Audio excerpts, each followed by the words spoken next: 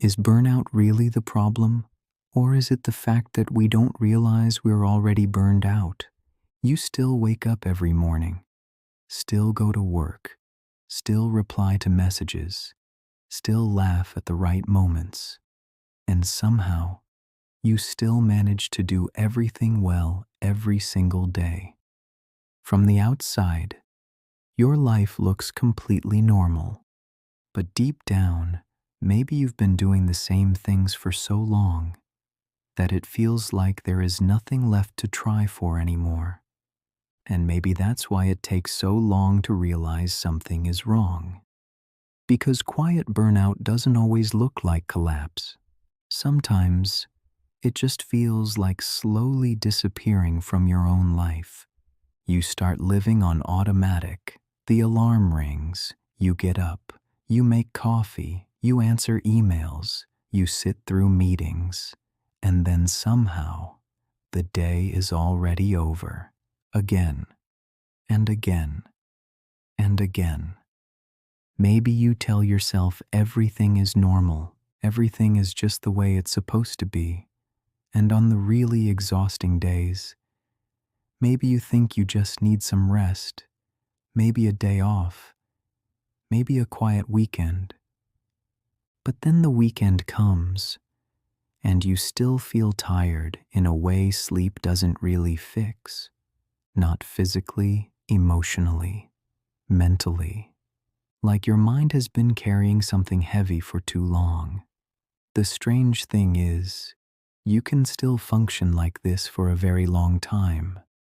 That's what makes this kind of burnout hard to notice. You're still responsible, still productive, still showing up. But deep down, something feels disconnected. The things that used to excite you feel quieter now. Music doesn't hit the same way. Movies become background noise.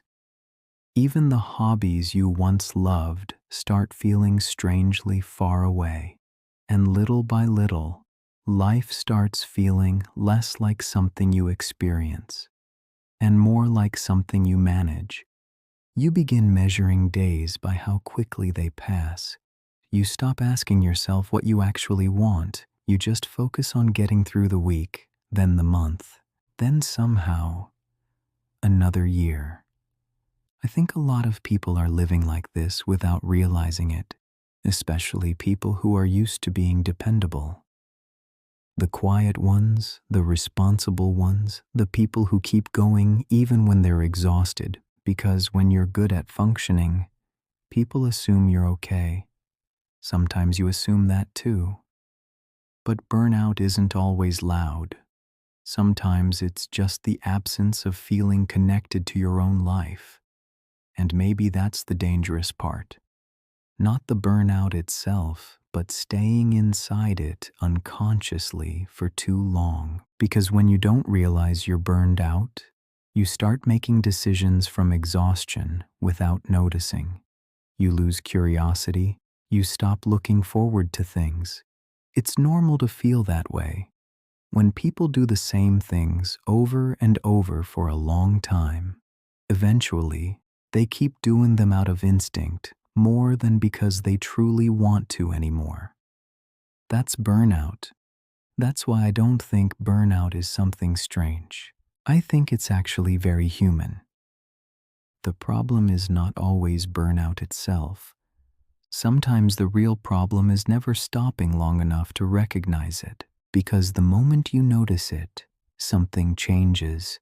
Not instantly, not magically, but consciously. You begin asking yourself questions again. Questions you haven't asked in a long time, and maybe somewhere in those questions, you slowly begin to realize whether you're burned out or not. You stop confusing survival with living. And maybe you stop blaming yourself for feeling empty. Maybe you realize you were never lazy. Maybe you've just been tired for too long. Or maybe you've been doing the same things for too long. I also think healing from burnout is rarely dramatic. It usually doesn't happen through one big life change.